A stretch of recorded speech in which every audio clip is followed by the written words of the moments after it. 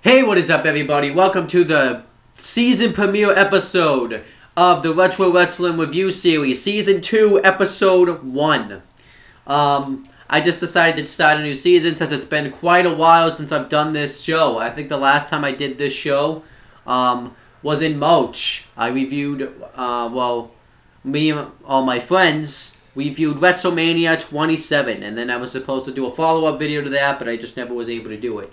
Now, for those people that want to know why I talk about it in my WWE Backlash review. The reason why I stopped doing this show and just videos in general was because I got busy with school. There was a lot of drama that was going on with my life, and I was in somewhat of a depression. But I've rebuilt from that, and now I'm back to doing videos again. So I wanted to start bringing back the Retro Wrestling Review Series. Now, I don't know if this is just going to be my thing for now, or if it's going to be a thing with me and all my friends. Right now, I just want to keep this my thing because this shows that I want to go back and review myself that I didn't get to see at the time that they've already seen and they probably don't want to talk about.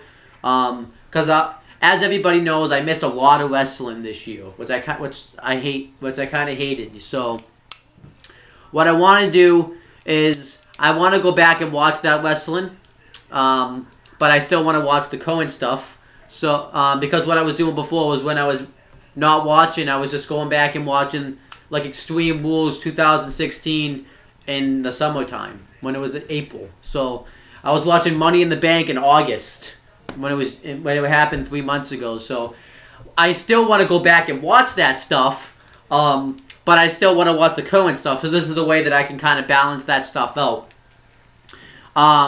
So what's going to happen here is also I've missed a lot of NXT.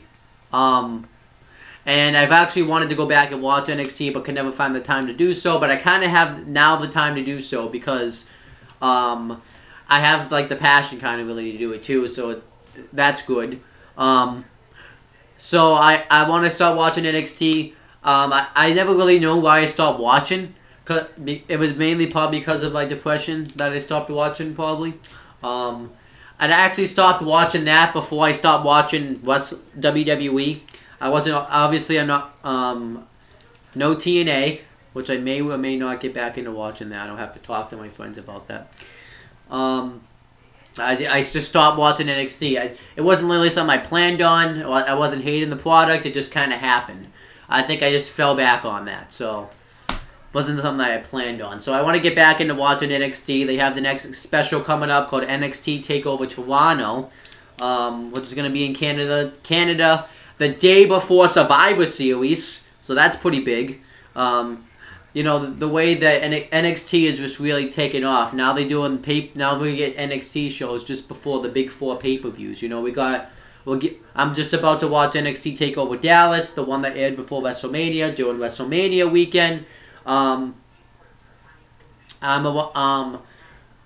about to watch. I'm gonna watch, and obviously we have NXT TakeOver Brooklyn that aired before SummerSlam, and now it's Survivor Series. So it's like NXT is just growing and growing.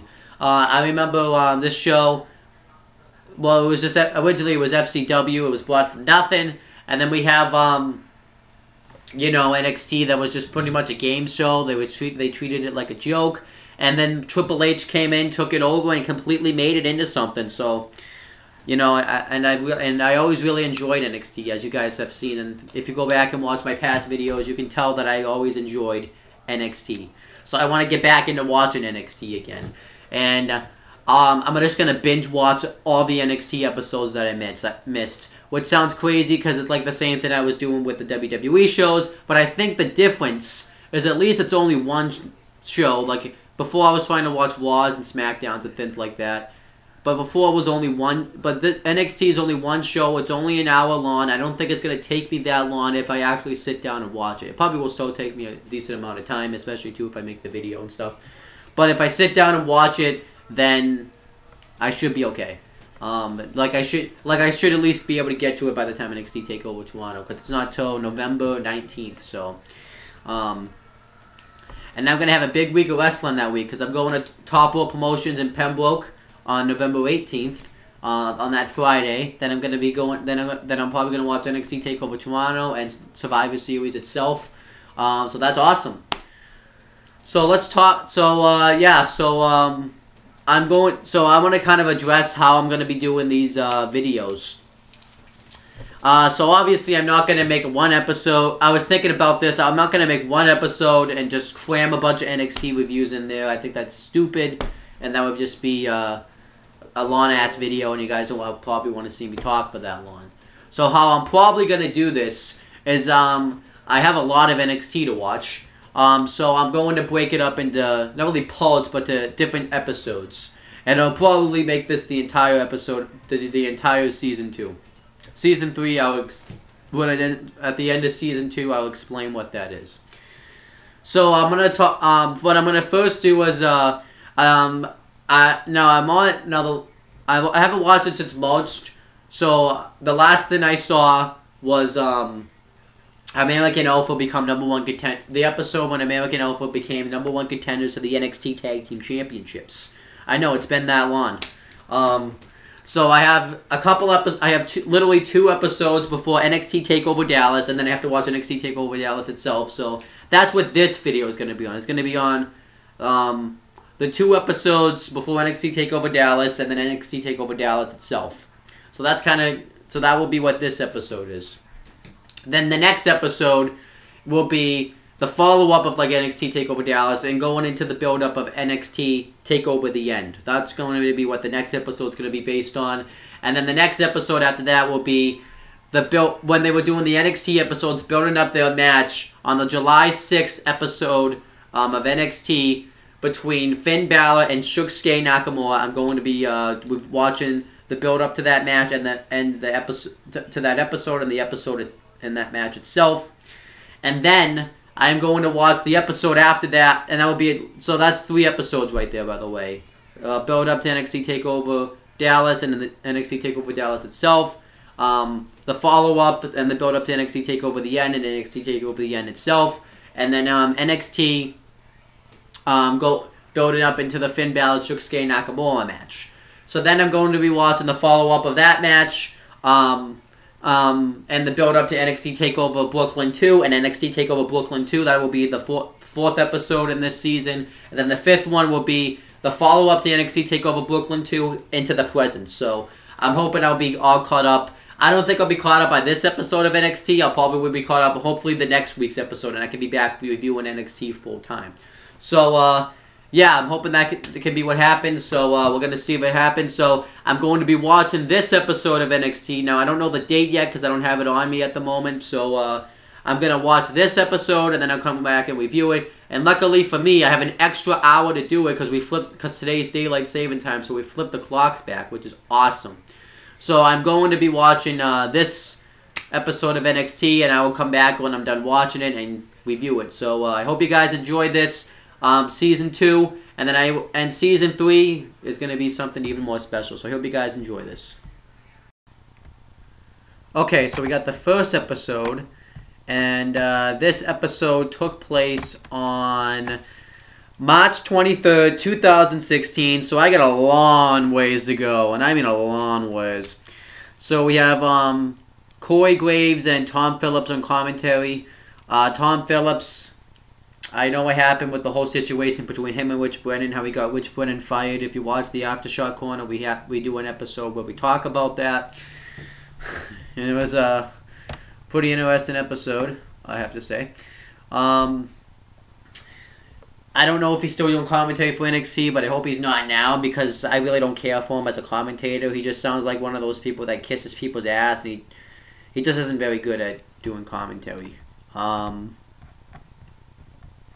So obviously with this show too, they're really building up NXT TakeOver Dallas because this is probably like the biggest show that NXT has ever put on because they have if you think about it, I wanted to talk about this at the time, but I didn't get to talk about it then because I was watching then, so I want to talk about it now. They had people because they were going on doing WrestleMania weekend. You know, they didn't have just people coming that were NXT crowd. They were having people coming all over the world, you know, that like they talk about. So they really had to deliver, you know, to show that they were a big company. So I kind of can't wait to watch it for that aspect. But so they I think they really had to hype it up too, the show. So the first match on the show though was Elias Sampson versus Johnny Gargano.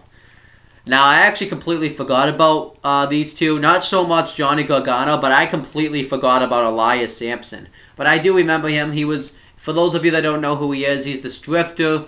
And if you don't know what a drifter is, it's pretty much someone that's alone or doesn't like to be with other people, likes to be kept by himself.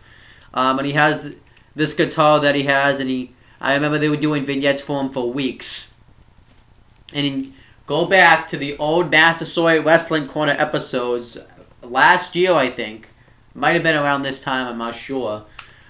When he was doing those vignettes, I knew instantly that this gimmick was not going to get over. I know, but I thought instantly that this gimmick was not going to get over. I just thought this was going to be just a waste of time, and it was just going to be awful. However, if you guys watch it as it comes around, it started to grow on me. Elias Sampson, who looks exactly like Damian Sandow, better known now than Aaron Rex in TNA. And he really has made this character great. He's really great at this character. He's great at being this drifter, but he's also crazy too, because you notice he has a little bit of that Mankind Cactus Jack in him with the way he sits up and kind of walks like Mankind a little bit, and the way he snaps, and I think he's great. And they were hyping it up because he hadn't lost a match yet. He was undefeated. And obviously Johnny Gargano came in with Tommaso Ciampa as a tag with Tommaso Ciampa as a tag team. They were doing that whole thing last year around this time with the Dusty Rhodes Tag Team Classics. But I don't know really what's going on with him, because he's like not really now he's not in a tag team with him, so I don't know what's going on there. So I'll find out as I watch NXT a little bit more. And this was a pretty good opening matchup here. I actually thought Johnny Gargano actually went for a spear that he does in the ropes, and Elias Sampson caught him with a knee right to the head, which I thought looked sick. And Johnny Gargano rolled up Elias Sampson and got the victory. And this was Elias Sampson's first loss ever on NXT. And I was actually kind of surprised, just because of the fact that he was being built up really well. And I remember, because I do remember watching it around this point on NXT, you didn't really see too much of Johnny Gargano, so it was kind of a surprise. But you do need to have those surprise victories in wrestling. And afterwards, Elias Sampson snaps. He beats the shit out of him, hits the neckbreaker on him, and throws him out of the ring, throws him into the steel post, and he just beats the crap out of Johnny Gargano, which I thought was awesome, because what makes it exciting now that he's lost is now he's just an absolute madman. And obviously, Corey Graves really hated this on commentary, and the reason why I mentioned that is because he's supposed to be the heel commentator, but he really just destroyed Elias Sampson. I wouldn't say buried him, but he went off on him, which I thought was kind of cool, because when you're such a heel when Corey Graves is going against you, because he never goes against the heels. So I thought that was awesome.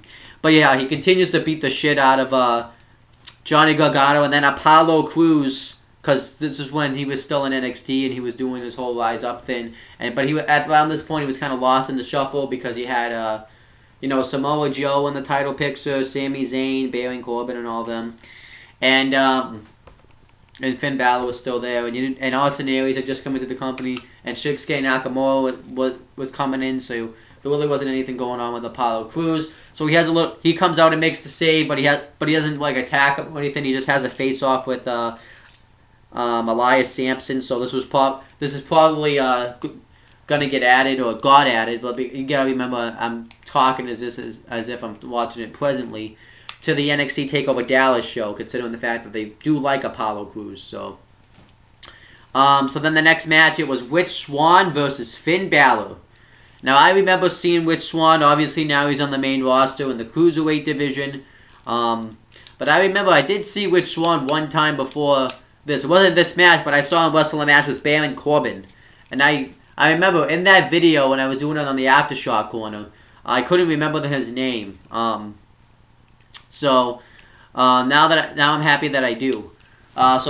This was actually a pretty good match. Obviously they were building up. This was a way to build up Finn Balor since he was going up against Samoa Joe at NXT TakeOver Dallas, and they were trying to build up that match. The reason why is because Finn Balor and Samoa Joe had this is like their rematch from NXT TakeOver London, because before that Samoa Joe had turned heel and turned on Finn Balor because they had won the inaugural Dusty Rhodes Tag Team Classics, and then he wanted a title shot against Finn Balor, but William Regal didn't grant him it. He had to compete in a Battle Royal, and then he didn't win the Battle Royal. So during the NXT Championship match with Apollo Crews, Samoa Joe had attacked Finn Balor, turned heel, and they had the match at NXT TakeOver London. Finn Balor was able to pull out a victory, and then Sami Zayn had come back around this time. So at first, originally it was a triple threat match between Sami Zayn, Samoa Joe, and Baron Corbin, and Zayn and Joe both tapped out Corbin. So they had to have a one-on-one matchup, but then it led to a double pin. So they had a 2 out of 3 falls match to decide once and for all who was the #1 contender to the NXT Championship. And Samoa Joe won. And this was kind of like, and now they're building up to Balor versus Joe heel. And this match was just to make Finn Balor look strong going into facing Joe at NXT TakeOver Dallas. I don't know if I've been saying Brooklyn because I keep botching and saying that, but this match was actually pretty good. They started out with doing some nice technical chain wrestling moves, which was actually kind of a shock because they're both really fast guys. So, but I didn't mind that. And then Rich Swann got a little bit of offense, but then afterwards Finn Balor beats the crap out of him. He hits a knee from the apron, and then he hits the drop kick into the corner, and then he hits the coup de grace, and then he hits. I forgot he did this move, but he hits the I don't remember I don't know exactly what the name is called, but they said he's used this a lot in Japan. But I'm gonna call it the double arm brain buster because that's kind of what it looks like to me, and gets the victory. Now I remember saying before when I was reviewing NXT that I don't really like this move. I just kind of like for him to stick with the coup de grace. Like maybe he can use this move before he does the coup de grace, because I think this should be more of a signature, and his coup de grace should be the finisher. So that's just personally what I think. But a good match, and I don't think Rich Swann got buried here, because he did get a lot of offense in the beginning. And Finn Balor does need to look strong, because he is the champion going up against Samoa Joe at NXT TakeOver Dallas, so I was fine with this. And then Emma and Dana Brooke get interviewed, and they have a match later. This is their rematch from NXT TakeOver London, because Asuka was able to beat her there. And they talk about how there's 2 brains in the operation, and Dana Brooke says that Asuka injured her at when they had a match at NXT TakeOver Respect. And Emma says that she is going to beat Asuka pretty much, because Asuka's the #1 contender to Bayley's NXT Women's Championship. I don't remember the exact build-up for that match, but this is a big monster match because Asuka had just come into the company not long ago, and she's been tearing people left and right, tearing down people like Emma, Dana Brooke, and she even knocked out that, I don't remember the match, the person's name, but she even knocked out that one wrestler. And then, but we also had Bayley, who had that emotional run, trying to, I should say, have that emotional chase to get the NXT Women's Championship, to get that NXT Women's Championship, and she finally got it, and she's beaten up all comers pretty much. She beat Sasha Banks in the Iron Woman match. She beat Alexa Bliss. She beat Eva Marie. And she beat Nia Jax at NXT TakeOver London when she pretty much was getting dominated, and she was able to pull out a victory there. And then she beat Carmella. And now it's Asuka in the title picture. William Regal made Asuka the #1 contender, and these are 2 people who the fans really like, and it's like tough for them to pick. So that's kind of the build up there. But yeah, that was the Emma Dana Brooke. I thought they had a fairly good interview. And then afterwards, it shows a little bit of a video package for Shinsuke Nakamura. because he's been signed to the company. He was signed to, I don't know, he was signed to the company along with AJ Styles, Luke Gallows, and Carl Anderson, as with their, because they were all in the Bullet Club together in the Indies. And he didn't get to go to the main roster. He went right down to NXT, which I think makes sense because it doesn't seem like none of those things that he can be taught. Like, I'm not saying like he doesn't need to learn how to speak English to be a wrestler, but it seems like there's things that he doesn't know that, you know, AJ Styles, Luke Gallows, and Carl Anderson would know. But I don't know a lot about this guy because I haven't seen him wrestle yet, so I'm going to be in for a treat. But he's going up against Sami Zayn because Sami Zayn pretty much had come out the next week after he lost to Joe and said that he wants a match at TakeOver.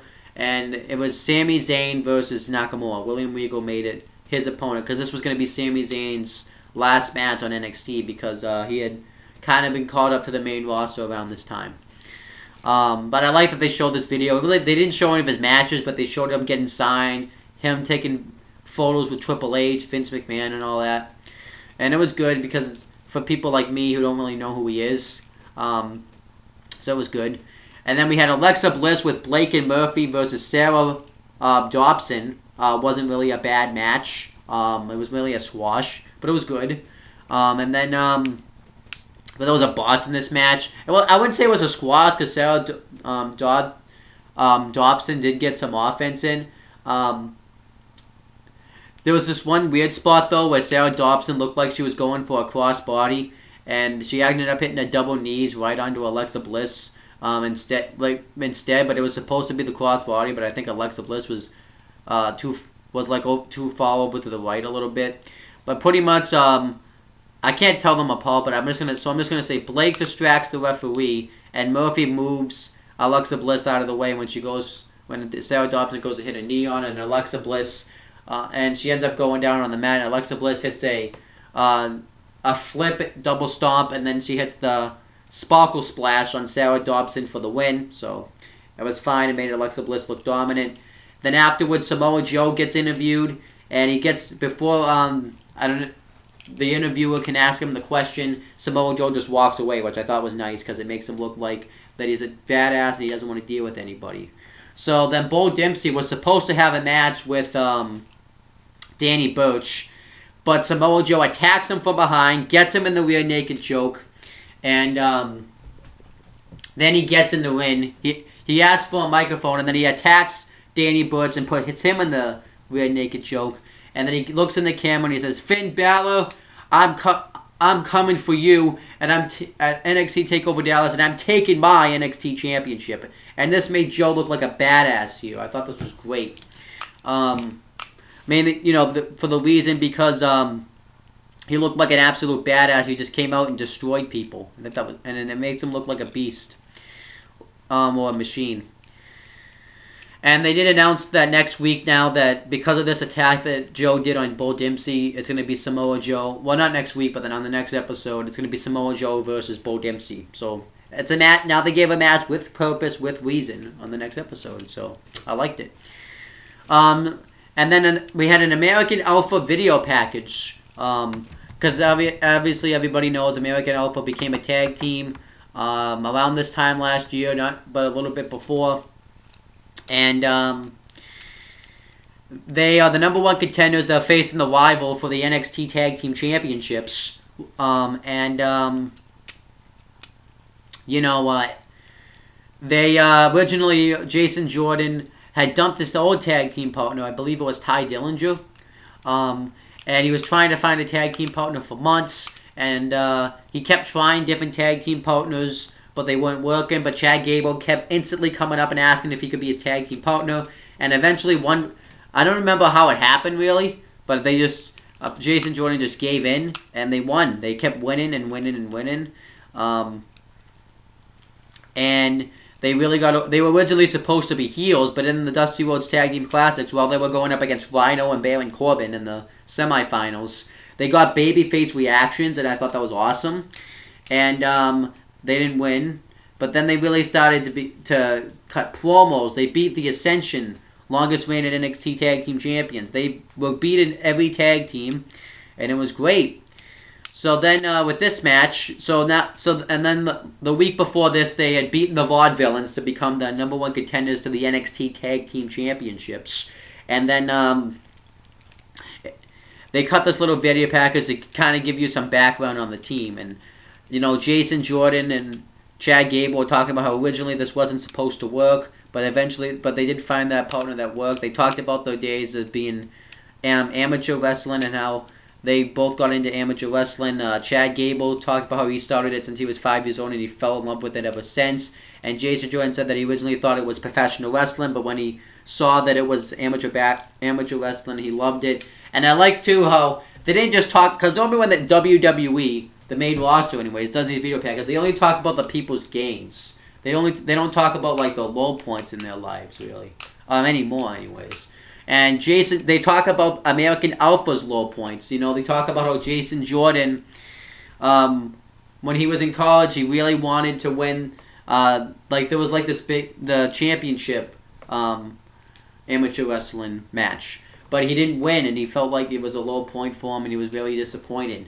And then he talks about, and then Chad Gable talks about how he went to the Olympics and, you know, he didn't win the Olympics, and he felt like it was the most lowest point of his life and the most embarrassing moment of his life. And now they have he said that he doesn't know when an opportunity will come to fight like that again. And they talk about how now they have that opportunity to become the new NXT Tag Team Champions. And they even talk about, and they said that they don't think the rival know what they're getting into. So I love this video package. It was good. It was a way to build up the NXT Tag Team Championship match. I thought it was really well done. I kind of hope on the next episode, because I haven't seen it yet, they do the same thing with the rival, you know. And I will say what the rival have done when I review the next episode of NXT, if they're on it. But if not, I'll just talk about it at NXT TakeOver Dallas. So then we had a video package for a new superstar coming named No Way Jose. I kind of seen some of this guy's matches, but I'm not going to comment, but it does look like a fun gimmick. It's definitely one of those gimmicks that wouldn't probably transcend to the main roster, but it definitely looks like a fun gimmick, but I will not say anything about him until he actually debuts. So, because I haven't fully seen him yet. I've somewhat seen him. So then we had the main event. It was Emma with Dana Brooke versus Asuka. And now this was a good main event. I'm not going to say it was a great main event, but it was good. I would say the NXT TakeOver London match is way better. And Asuka dominates the first half of the matchup. I like how she also likes to have fun when she wrestles. She has some personality. And Asuka, hits the hip attack. I guess that's what they call it. It's pretty much she hits her opponent with her ass, pretty much. Onto Emma right on the outside. And then Emma really takes control of the matchup. She hits a clothesline, and she really dominates Dana Brooke for a while. Well, not Dana Brooke. Asuka for a while. And I guess what I really like about this match, because I know that this is the last time I'm probably going to see this version of Emma, because I know what's coming when Emma Lena debuts, you know, if you know what I'm saying. So then, you know, they keep pretty much, Emma gets the upper hand for a while, and then Asuka makes a comeback. And, one of my favorite spot, though, is right in the beginning of the match is, I love that jumping armbar that Asuka does. I always forget about that move. And then, but yeah, Asuka kicks Emma's ass, and then eventually, Emma tries to win by cheating with the ropes, but then, she kicks out, and Asuka wins with the Asuka lock and makes her tap out, which made sense because you want to make Asuka look strong going up against Bayley, so you don't want to have her lose. And then that was it. So I thought and that was the end of the show. So I thought overall this was a good NXT. It was a good way to build up to NXT TakeOver Dallas. You built up the NXT Championship match, you built up the NXT Tag Team Championship match, and you built up the NXT Women's Championship match. So overall, I thought this was a good NXT. If I had to rate it out of 10, I would rate it as 7 out of 10. So that's pretty much it. I'm going to watch the next episode of NXT because now I didn't mention, but I already mentioned one of the matches. But we also are going to have Apollo Crews versus Alex Riley. So I can't wait to see that match as well. So I will be back to review the next episode of NXT. Alright, so now on to NXT from March 30th, 2016. We had the same people on commentary. And this was the final ditch. This was the last effort for NXT to sell people to want to watch. Because I can't really say buy, because if you have the network, you can already watch it. To want to watch NXT TakeOver Dallas. This was the last week. Now, obviously, I will say this, that doing a go-home show before an NXT event, I don't really expect a lot coming out of it, because you don't really get a lot coming out of it. You get some things, but they don't go all the way with like matches or anything. They're more focused on storyline stuff. So I just like to make sure to point that out. So we had the first match. It was a tag team match. It was American Alpha versus Corey Hollis and John Skyler. And this was obviously a way to make American Alpha look strong going into facing the rival for the NXT Tag Team Championships. I thought that was all fine and good. And American Alpha won in very dominant fashion, which needed to happen. They won with their tag team finish when Jason Jordan throws him up like in the back suplex position, and then Chad Gable catches him and does one himself on one of the guys. I forget which guy. Then you had Finn Balor interview, and obviously, with Samoa Joe and Finn Balor, you have their history. I think I talked about it in the beginning of the video. And Finn Balor ended up cutting an interview talking about how Samoa Joe has obsession. He is obsessed with beating Finn Balor and becoming the NXT champion. But Finn Balor is obsessed too. He's obsessed with being the best. And that obsession has led to, pretty much the man that he is today. And he said that he's going to use that obsession at NXT TakeOver Dallas when he faces Samoa Joe. I thought it was actually a pretty good promo here. So then we have a match between Baron Corbin versus Mike Jarrell. I don't know how to say his name, but I think that's how you say it. It was pretty much some jobber guy. And obviously we have Baron Corbin setting up to go up against Austin Aries at NXT TakeOver Dallas. And the reason this match was happening was because Austin Aries had made his NXT debut. And I think I don't know if I talked about it when it was happening at the time, but I hated the way, because obviously I hated Austin Aries' debut. I didn't hate like him coming to NXT because I love Austin Aries. I think I'm all for him being in NXT, because he's a great performer. He deserves to be in NXT. But I hated the fact that he pretty much looked like a complete chump during his debut, because Baron Corbin had laid him out from behind, and Baron Corbin was going through this whole thing at the time where William Regal took away his chances at becoming the #1 contender to the NXT Championship. However, so he said he was going to ruin something to William Regal, and this was supposed to be a big moment, and he wanted to ruin this moment, so I really wasn't a huge fan of that, and then it got made to a match pretty much on NXT TakeOver Dallas. And Austin Aries had cut like a little promo. But pretty much Baron Corbin beats this guy with a deep 6.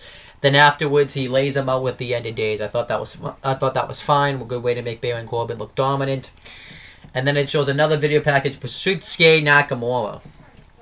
And obviously he's gearing up to come up and face Sami Zayn, like I talked about in the beginning. They show another video package of superstars, pretty much putting him over, talking about how he's a great in-ring worker and all that. We had superstars like Jason Albert, Kevin Owens, Finn Balor, and AJ Styles.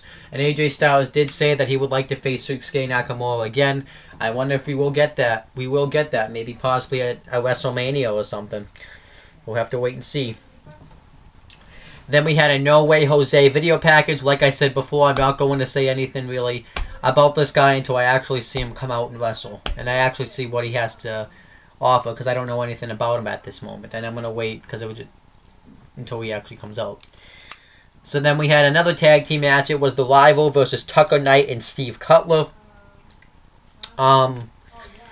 They showed a little video package of The Rival of everything that they've done in NXT.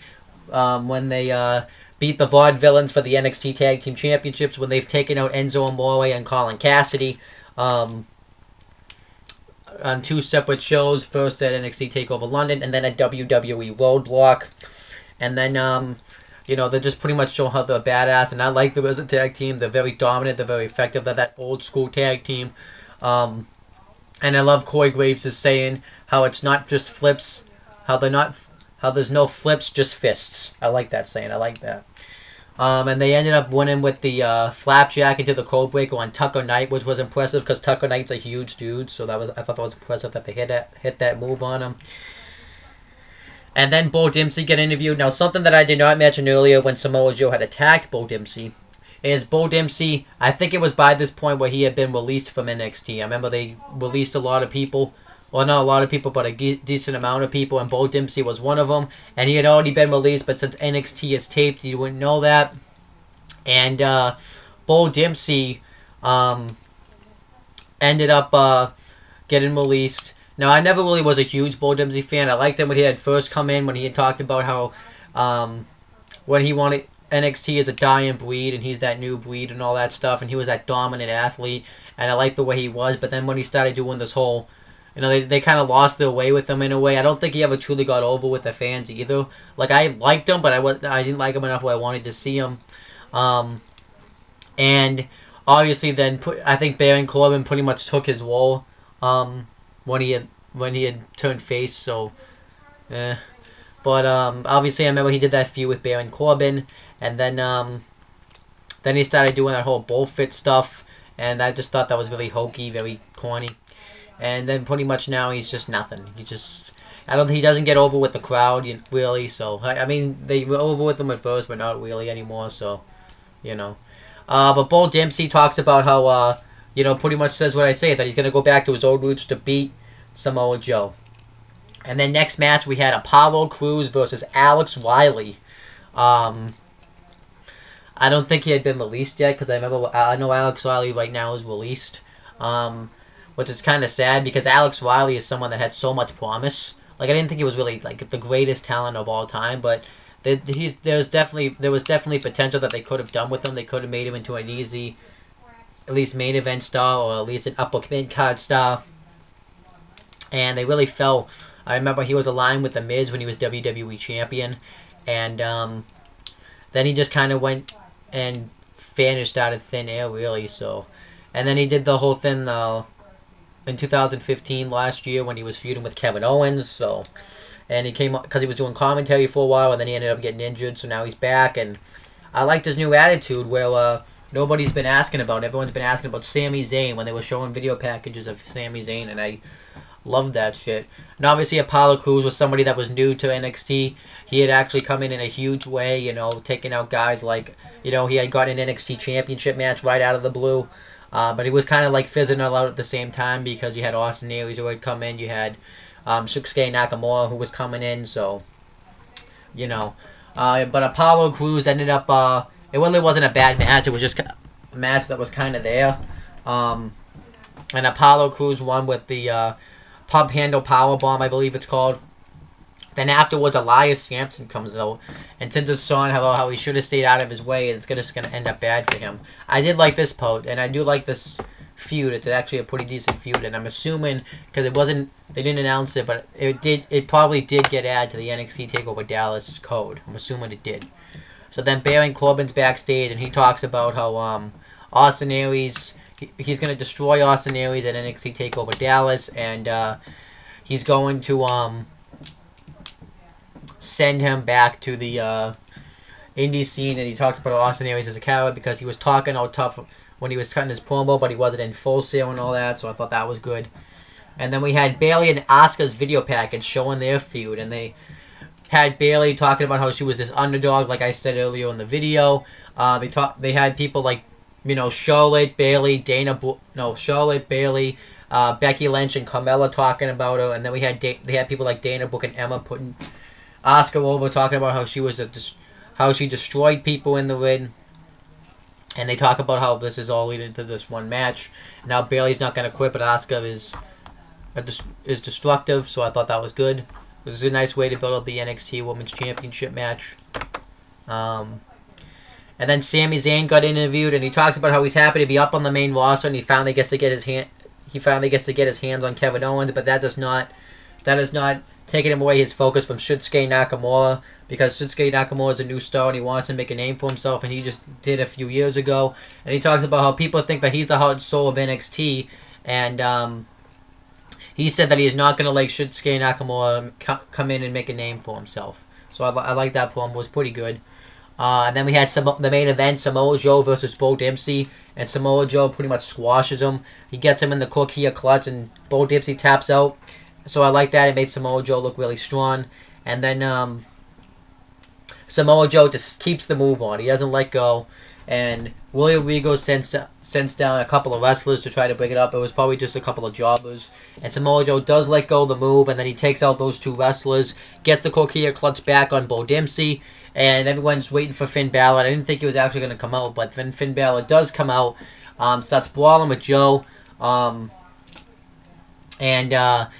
you know, they just get into a brawl. Finn Balor hits like a big kick off the apron. He hits a drop kick into the barricade, and then Samoa Joe tosses Finn Balor over the announcer's table, and then Finn Balor dives off the announcer's table while a bunch of guys are holding Samoa Joe back, and they just get into a brawl in the show. I thought this was a great way to end the show and to build some interest into the NXT Championship match, and that was good. So overall, I thought this NXT was a pretty good episode. I rated it like a 6 out of 10 because I don't really, you know, it did enough to build up the NXT TakeOver Dallas special. So I thought that was good. And yeah, that's all I have to say about it. So now I'm going to cover NXT TakeOver Dallas. Okay, so now on to NXT TakeOver Dallas. Now, I haven't watched the show yet. I'm about to watch it now. But I kind of want to mention what I'm going to be doing with this show as I review it. So pretty much how it's going to work is I am going to, now obviously the matches, I'll just talk about them real quick and talk about what I think about them. I already know who kind of wins the matches, so it's not like I am in the completely unknown, but I'll talk about who I picked at the time to win these matches.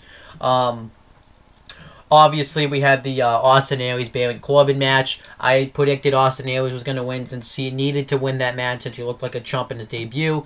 And he was a newcomer in NXT. He needed to win.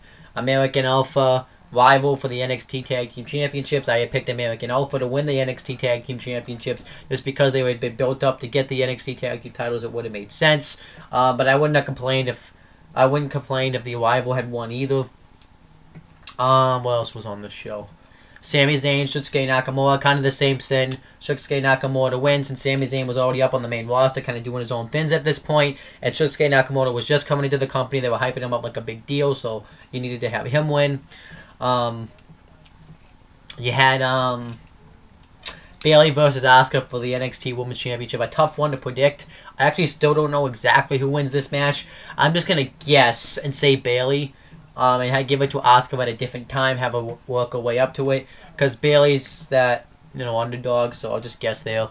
And then obviously we had, if I'm forgetting a match, just let me know. But obviously then we had Finn Balor, Samoa Joe for the NXT Championship. And I actually, too, you can even ask my friends, had said at the time that Finn Balor needed to win this match. Because he was the big drawing point for NXT. It would have made sense. You can always come back and have Finn Balor lose it to somebody else, so that's what I had thought at the time. But anyhow, so those are the matches. But I want to explain how I'm going to be structuring the NXT TakeOver Brooklyn portion of this review. Not Brooklyn, Dallas. My bad. NXT TakeOver Dallas. And obviously, this was a big show. So pretty much how I'm going to structure this is the pre-show. I'm going to watch the pre-show, and I'm going to review the pre-show as its own, like separately. After I watch the pre-show, I'll give what I thought about it. Then after each match, I'm going to talk about it and completely dictate of it because sometimes in match, it's tough to remember every spot that happened in each match. So I'm going to be doing that with NXT, and that's kind of going to be how I'm going to structure this review. So yeah, I'm about to watch it, and I hope that I enjoy it. All right, so first is the pre-show. Let me just pull up the thing. So we had NXT TakeOver Dallas pre-show. We had the panel of Mauro Ranallo, Lita, and Renee Young. I thought they did a great job, especially Mauro Ranallo. I actually would like, I'm not sure if this actually happened, but I would like to see him take Tom Phillips' spot on commentary. That would be really cool. And they show like pretty much all the build-up for the show. They show the build-up for the video package for Austin Aries, Baron Corbin, Sami Zayn, Shinsuke Nakamura. Bailey, Bailey, Asuka. That was a big time botch. They talked about the tag title match. And they showed a great video package with Finn Balor, Samoa Joe, all that stuff. And Sami Zayn got interviewed by Kathy Kelly. I guess she's going to be the new NXT interviewer. And he pretty much says the same thing in his promo that he said that I just talked about. So I'm not really going to get into it. And so then we get a Dusty Rhodes video package. Since it was WrestleMania weekend, they showed they finally gave Dusty Rhodes a trophy in remembrance of Dusty Rhodes. The whole Rhodes family was out there. Dustin Runnels, Cody Rhodes, Edian, all of them. And this was probably truly the last moment in the ring together, since considering what happened with Cody Rhodes later on in the year. Yeah, and it was nice because obviously he deserves to have this trophy for all that he's done for NXT and for all that he's done with the Wrestling Legacy. So that was really the pre-show. I thought it was good. I actually like the NXT pre-show better than the main roster's WWE pre-shows, because the main reason is because, well, one, you get sick of tired of seeing the pre-show, because I get to see the pre-show so often for Raw and for SmackDown now. And two is because pretty much of the fact that that it's only a half hour, and they actually do it really well. The pre-show is definitely different on NXT than they were on the main roster. But now I'm going to watch NXT TakeOver Dallas, and I actually hope the show delivered, because this is a big show for NXT. They had everybody, like I had talked about in the beginning, all over the world since it was WrestleMania weekend. And like I said, I'm going to be doing the show after every match. I will cover it. So yeah, so this was the pre-show. I thought the pre-show overall was pretty good. Okay, so then we had the NXT TakeOver Dallas show itself. We had the same people on commentary that have been on these past 2 episodes of NXT. They had a great video package to kick off the episode, just kind of talking about how this was a big moment and how people have taken over Dallas, Texas before, like Eddie Guerrero, Dusty Rhodes, the Von Erich family.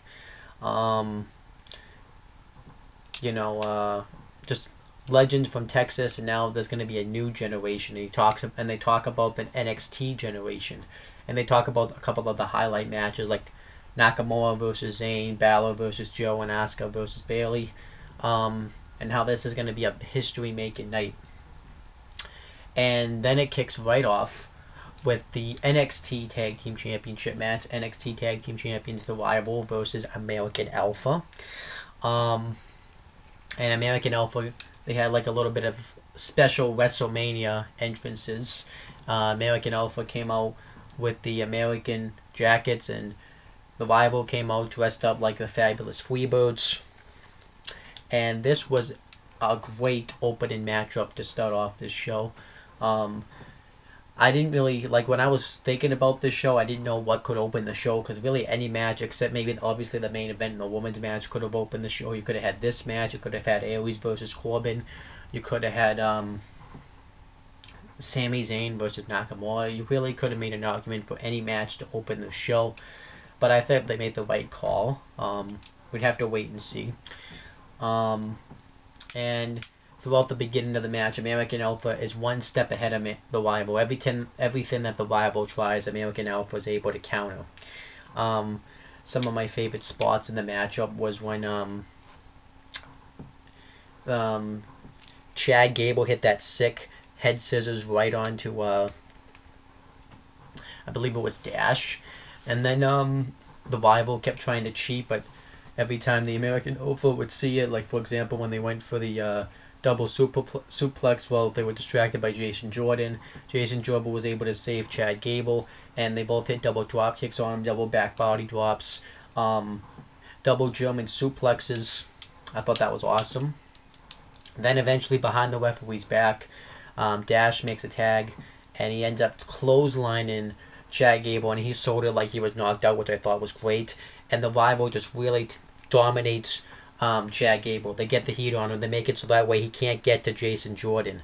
And eventually he's able to take out the rival, and he tries to get to the corner to make a tag, but Dash ends up pulling Jason Jordan before Gable can get to the corner and make a tag, and the rival tried to hit the Doomsday device on Gable, but it really didn't work.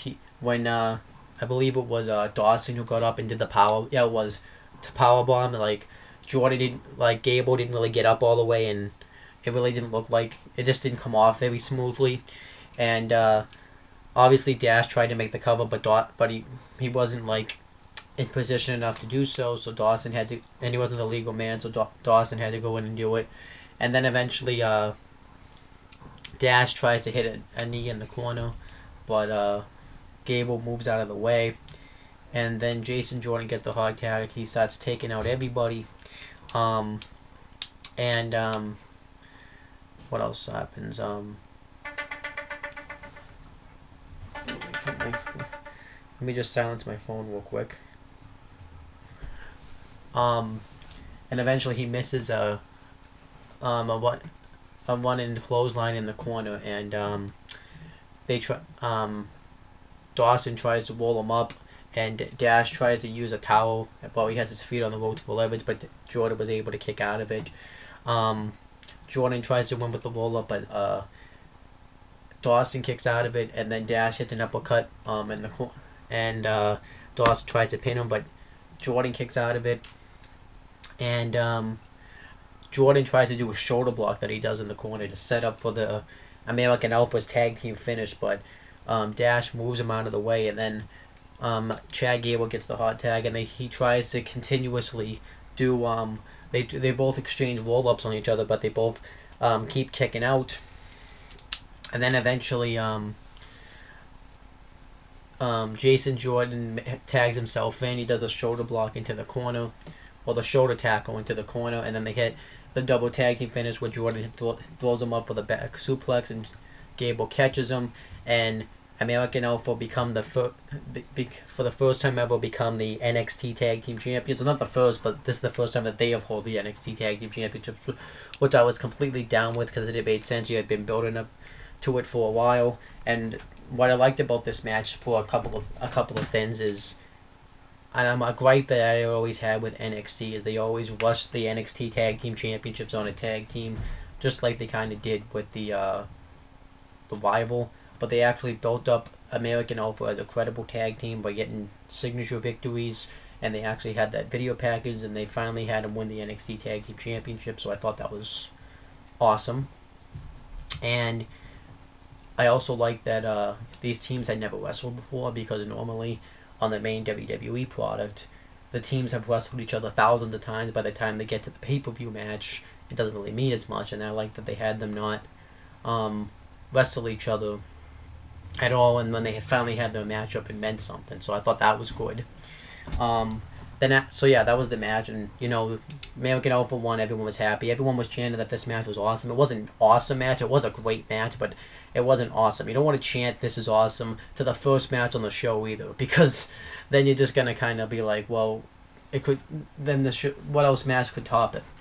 And I always have I have a rant that "This is awesome" chant gets used way too many times. Then, and it shows people in the crowd. Jim Ross was there.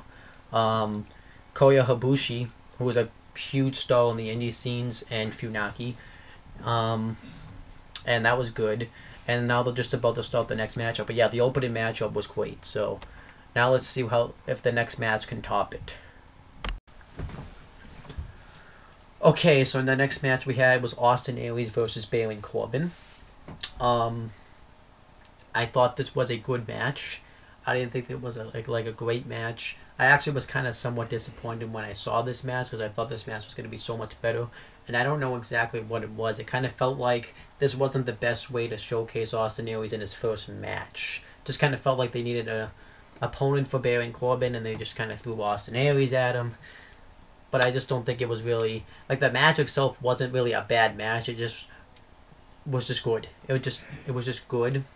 I think what it was is their styles didn't really match together. and a lot of the ways that Baron Corbin sold Austin Aries move looked kind of awkward, but overall a good match, and it was good. I could see that what the next match is maybe to come, that this match is probably going to be the worst match of the show. I feel like that's going to happen. But this was good. Not really a huge fan of Austin Aries' theme song. I think it's just generic. And Austin Aries looked really good in the match. The match, though, I would say Aries. Obviously, if you know how a basic wrestling match works, the babyface dominates the first half, the heel dominates the second half, and then it kind of goes back and forth from that point. That's kind of how it works, and that's how Austin Aries wrestled at first. I love it when he hits that axe handle off the turnbuckle on the outside. The reason why I love it so much is because when he hits it, I think he's going to hit like a big crossbody or something, but then when it ends up being that, I'm like, damn it, it just teases me every time. And Baron Corbin, Haynes, Austin Aries ribs first on the ropes, and he just dominates him from that point. He gets him like in a no-hold using on his shoulder. Then Austin Aries makes a huge comeback. He ended up hitting a neck breaker onto the second rope onto Corbin, hit a drop kick in the ring, then he hit a suicide dive on the outside. And this is kind of when the match really started to pick up. And then Austin Aries went to run at him and do something to him, and then while Corbin was against the steel steps, and Baron Corbin hit a deep 6 on the outside, and then he gets in the ring and he wants to have Aries counted out, but he gets in just before the 10 count, and then Austin Aries says, "Come on, come at me, show me that you're a tough guy." So then Baron Corbin starts laying away at right and left hands on Austin Aries, and at this point I thought Baron Corbin was going to win the matchup, which I would have hated. And then he goes for the end of days on Aries, but Aries ends up flipping out of it and hits a roll up on Corbin and gets the victory. Now, I'm actually fine with the way Austin Aries won. It was believable. Now, another reason is I don't know if he can hit the brain buster on Baron Corbin, so that might be the reason he had to win that way. And he probably didn't want to have to make Baron Corbin tap out, so in a way you still made Baron Corbin look strong, and you still made Austin Aries look like he's outsmarted Baron Corbin. And Aries needed to win because of the whole thing that happened when he came in the first night of NXT. So I'm glad that Aries went over. And obviously, he needed to go over too, considering the fact that the next night on the Sunday afterwards, the next 2 days, Baron Corbin was up on the main roster in the Andre the Giant Memorial Battle Royal. So Baron Corbin really didn't need this victory, and he still lost in a way that didn't make him look like crap. So I thought this was all good. Okay, so the next match was Sami Zayn versus Shinsuke Nakamura. The match that everybody had been waiting for because Shinsuke Nakamura had just come into the company, and this was his first match ever, and this was obviously, everybody had known, was going to be Sami Zayn's last match in NXT. And they showed a little video package for it, and it shows Sami Zayn coming back from injury and talk about how he's had to deal with a lot of obstacles. But this is his final chance. He wanted to go a different direction, but it didn't work out for him. And Shinsuke Nakamura kind of talks about his background on the indie scene. And talks about how he wants to make a first impression just like Sami Zayn did when he came into the company 3 years ago in 2013. So I like the storyline here. And obviously I like that they had Mo Ranallo be the voiceover commentary for when they did this whole thing. Like, I'm watching the show, and Tom Phillips is just as terrible at commentary. I really wish Mo Ranallo, he was at the arena that night, had been commentary at least for this match, because it really would have been awesome. But if he had been commentary for the whole show, that would have made the whole show even better. I'm not saying, it sounds like I have a hard on for Mo Ranallo, but he's just such a great commentator. He's probably the best commentator that they have right now, and I just think it would be really beneficial if they had him on commentary on this night. But we have the match, and Shinsuke Nakamura's entrance was awesome. It has great theme music, and the way he came out was really cool with the whole spotlights and everything. And obviously, I wasn't sure what to expect from this match because I had never seen Shinsuke Nakamura wrestle before. Because I don't watch the indie scene really, so I'd never seen Shinsuke Nakamura compete in a match. So they start chain wrestling. And the crowd starts chanting, "This is wrestling," like right away. The crowd was great in this match, and they all chanted yes, and they chanted for both guys. Shinsuke Nakamura kept trying to hit wicked kicks right onto Sami Zayn, but Sami Zayn had to keep ducking them. And then Shinsuke Nakamura hit a kick right to the ribs, right onto Sami Zayn. He ended up going down after that. And Sami Zayn ended up tossing Shinsuke Nakamura. They were exchanging right hands, and Sami Zayn hit a wicked right hand, knocking Nakamura out of the ring. And then Shinsuke Nakamura hit a knee right off the head while Sami Zayn was down on the position on the apron. And then he hit a high knee right off the apron, right onto Sami Zayn, and he ended up tumbling off the apron. And then Sami Zayn hit a bunch of chops, I can't really explain, spot for spot, all the greatness of this matchup. Sami Zayn hit a dive on the outside, then a crossbody in the ring. And it was really back and forth matchup at that point. Shinsuke Nakamura hit a ton of kicks right onto Sami Zayn. He hit a kick right off Sami Zayn's skull. It got to the point, too, where both of them kept exchanging right and left hands on each other, trying to wear each other out. And Shinsuke Nakamura's nose ended up getting cut open after this. And Shinsuke Nakamura kept exchanging with right hand after right hand. And then he had a wicked kick right off the head. He ran across the ropes and hit a kick right off the head, knee right to the head. And then he went to do it again, and Sami Zayn hit a wicked clothesline on him. And then Shinsuke Nakamura tried to ended up hitting a jumping armbar on Sami Zayn, but Sami Zayn held his hands together so that way he could block it. And then eventually Nakamura just turned it into a triangle choke, and Sami Zayn ended up powering out of it.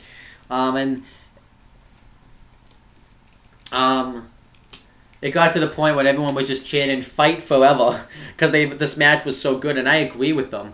Not "Fight Forever," obviously. I don't think they really meant it, but it was just obviously, And then Sami Zayn went for the haluva kick in the corner, but Nakamura countered into a inverted exploder suplex. And he went for the high knee to the head, but Sami Zayn countered into a blue thunder bomb, but Nakamura kicked out. And then Sami Zayn went to hit a DDT through the turnbuckle on the outside like his normal move, but Nakamura kicked him right in the head. And then Sami Zayn went for a superplex, but Nakamura fought out of it. And then Nakamura hit a double knees while Sami Zayn was turned around right to Sami Zayn, and he pretty much hit a high kick. They have a name for the finisher, but I don't know how to pronounce it because it's in Japanese.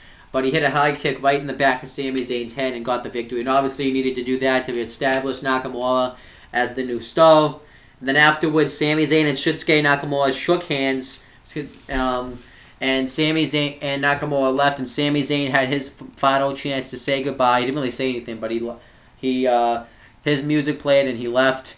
And obviously, I would say in a way this was like a passing of the torch type of match, where Sami Zayn was passing the torch to Shinsuke Nakamura, and I thought it was awesome. This was an awesome match, and I just can't wait to see the next 3 matches, because I think the next 3 matches are just going to steal the show tonight. You have this match, and I think Bayley Asuka is going to be awesome, and we have Finn Balor and Samoa Joe. That's going to be awesome. So I just can't, this match was just, I'd say so far this is the match of the night. This crowd was really into this match, and everyone seems to love Shinsuke Nakamura. And for my first impression, he's one hell of a wrestler. And when they were talking about strong style, he really throws some awesome kicks and just some awesome fire. He definitely has a unique style when he wrestles. And as I see more of him, I can, because I don't know how he is promo-wise. So, but he doesn't look like everybody else either. Like he actually has a different look to him. I actually am kind of digging Shinsuke Nakamura, and I kind of hope that continues. But we'll have to wait and see. But yeah, really great, an awesome match here, and this is definitely, I would say now that I've seen the match, because everyone's saying this is like match of the year caliber, and I can see what everyone's saying that, because this was an awesome match. Okay, so now we have the NXT Women's Championship match, and if you're wondering why I'm just laying in bed because I'm too lazy to get up and actually like sit down and be professional about this part of the video. Hopefully I will feel that way when I get to the main event. But we had the NXT Women's Championship match. It was Bayley defending the championship against Asuka. And this was actually a great match. Obviously, I don't think it was better than Nakamura versus Zayn, but this was another great match. The match starts out with them just doing chain wrestling to each other. And, you know, that was good. Asuka tries to get the armbar in on Bayley, but Bayley's able to get to the ropes. And Bayley's tried to start firing on all cylinders. Tried to hit she hit the elbow drop in the corner. Bayley ended up hitting a Hurricanrana off the top rope onto Asuka. Asuka got Bayley into the ankle lock, and Bayley was able to fight out of it and throw Asuka send Asuka out of the win. And then she hit a Hurricanrana on the floor. Then Bayley countless times kept going for the Bayley to belly, but Asuka kept fighting out of it. And then Bayley got Asuka in a knee bow, but Asuka was able to get to the ropes, and Bayley continuously started to work on the injured leg of Asuka, which I liked. Then Asuka got Bayley into a jumping armbar, but Bayley was able to get to the ropes. Then the finish came when Asuka hit a kick right to the back, like right in the beginning of the match, and Asuka hit like a number of kicks, and then Bayley hit and then Asuka ended up getting Bayley into the Asuka lock, and Bayley kept trying to fight out of it. She never fully had it in, but then Asuka finally gets it in the first time, but Bayley's able to just muster her way out of it, but doesn't really completely get out of it. But then Asuka gets him on the ground again, and Bayley ends up passing out, and Asuka becomes the brand new NXT Women's Champion. It does make sense because Asuka's been being pushed for 6 months as this unstoppable, not only monster, but this unstoppable wrestler. And I liked it. And you had Bayley refusing to quit. She didn't fully give up, and you had Bayley throw it all on the line. So I loved this match. It was a great match, and a great women's match. And afterwards, Bayley is regaining consciousness, and Asuka just looks at her with that evil smile. So I love this. I thought this was awesome. Well, great, not awesome, but you get the idea. Okay, so now we got the main event. It's the NXT Championship match. Champion Finn Balor versus Samoa Joe. Now, watching NXT, I would say the past, couple of days, and watching these past 2 episodes, one thing I definitely miss is Finn Balor's entrance, because that's awesome. And tonight his entrance was no different. He comes out again as the Demon, and he came out with a chainsaw, which I thought was awesome. I mean, he didn't use it, but he came out and was doing things with it. I thought that was awesome. And the match got off to a great start. Finn Balor and Samoa Joe were brawling. Joe kept constantly tossing Balor outside the ring. And then Joe, I think there was a little bit of a mishap in this match where Joe went to knee Balor in the gut, and then they both ended up colliding heads, and Joe's eye ended up getting cut open. And obviously, you know, they do this whole thing where now if they see any blood, they clean the blood up. But the match kind of continued for a while. Samoa Joe ended up tossing Finn Balor into the crowd, and then he took out a security guard. And then they had to clean the blood off Joe, which everybody booed. And Finn Balor then gets up and takes out Samoa Joe with a forearm. And then Samoa Joe dominates him. He hits a suicide dive on the floor. And then they had to clean up the blood, which kind of sucked. It just really sucked. You know, this kind of ruined the match because they kept having to go back to this because the cut kept getting reopened. And it's like, I don't know why they just won't let him bleed, because it's just going to tell a better story. They have to clean up the blood instantly. I get it's PG and everything, but it's like, it just let the guy bleed, you know, because the match can come off better, and it shows that wrestling, it tells the kids that wrestling ain't no joke.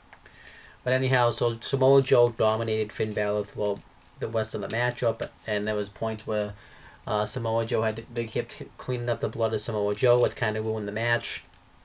And then Finn Balor started to make his comeback, and he hit a running knee while he was on the apron, and a dropkick while he was in the ring. And then Finn Balor went for his sling blade, but Samoa Joe counted into a belly to belly. And then Finn Balor hit his sling blade because he hit the drop kick and he went for the drop kick in the corner. Samoa Joe counted into a senton, and then Finn Balor hit the drop kick in the corner, went to go off the top into his coup de grace, but Samoa Joe countered. He hit the enziguri, and then he hit the muscle buster. Thought he was going to win the championship, but Finn Balor kicked out. And then Finn Balor hit the drop kick into the corner, and he hit the coup de grace, and he just went into demon mode, by the way, too. And then he went to do his double on brainbuster. Samoa Joe counted it into the Coquilla clutch, and then Finn Balor ran off the top rope while he was still in the Coquilla clutch and was able to reverse it into a pinfall. And Finn Balor ended up retaining the NXT championship, but he just barely won, which I like because that gives a reason for another match. And Samoa Joe walked pissed, and Finn Balor celebrated with his championship. And I thought this was good because you have a reason to go back to another match, which did end up happening. So, that was the NXT championship match, though. I thought it was I thought it was a good match, but them having to continuously start the match to clean up the blood definitely ruined it. And this probably could have been such a better matchup if they didn't have to do that. And this actually could have been NXT TakeOver London's matchup out of the water, but it didn't happen because of that reason. So it really wasn't the wrestlers' fault. It was kind of WWE's PG management. And then the fans hated it. They were chanting, fuck PG, let them fight, all that stuff. So I don't really blame them at that point.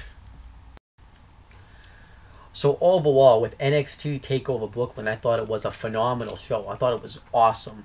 I would give it a 9 out of 10 because there is some things I would probably tweak about it. Maybe have a little bit more matches because it seemed like they didn't have enough matches and stuff like that. But other than that, it was a great show. It was awesome. It had a really good card structure. The right match opened the show, and every match at least delivered something. I would say the right guy maybe went over in every match, because people are probably going to be mad that at the time Samoa Joe didn't beat Finn Balor. Well, with what happened later, I will explain in the next video. But it did make sense in a sense because he had Finn Balor, like I said, that was that drawing point of NXT. And you also had Finn Balor. Everybody, they also had 2 title changes. Did you really want to make every champion look weak and not be able to defend their championships? I don't think so. So it made sense. And Samoa Joe still looks strong enough where he could get another rematch. But obviously they had a lot of debuts, new faces: Austin Aries, Shinsuke Nakamura. American Alpha shine, Rival shine. And every match at least delivered something. It had Sami Zayn's last match in NXT, which was a pretty big moment, and they had probably the match of the night, and you could make the argument maybe match of the year. And it was just overall a really great show, a really awesome show. And obviously, too, they really delivered because they really needed to deliver because it was going up against the WrestleMania crowd during the WrestleMania weekend. So I thought they delivered, and I think they are going to do this again, because I hope they do, but I think they are, because next year WrestleMania 33 is going to be in Florida, and that's kind of like NXT's home turf, so I think they are going to do it again, and I think it will even come off even better next year just because of the fact that you have Florida, everybody in Florida pretty much watches NXT, so, But overall, that's pretty much it for this video. Make sure to check out all the other Retro Wrestling Review series, and I will be back to do another one because I'm trying to get these done, and I hope you guys enjoyed this. There isn't going to be a past Superstar of the Week when I do these, but if I had to say the wrestler that shined, I would just say who it was. For the NXT show, because I maybe we'll start doing that. The wrestler of that week, on the NXT show from March, from when the show when Finn Balor fought with Swan. I would say the wrestler of the week would probably be Samoa Joe because of its dominance. The wrestler of the week for the next show would probably be, I'll go Finn Balor, just because of his appearance. And tonight was probably Shinsuke Nakamura because of his big-time victory and all that stuff. So that's pretty much it. And I will be back to do the next episode when I get a chance.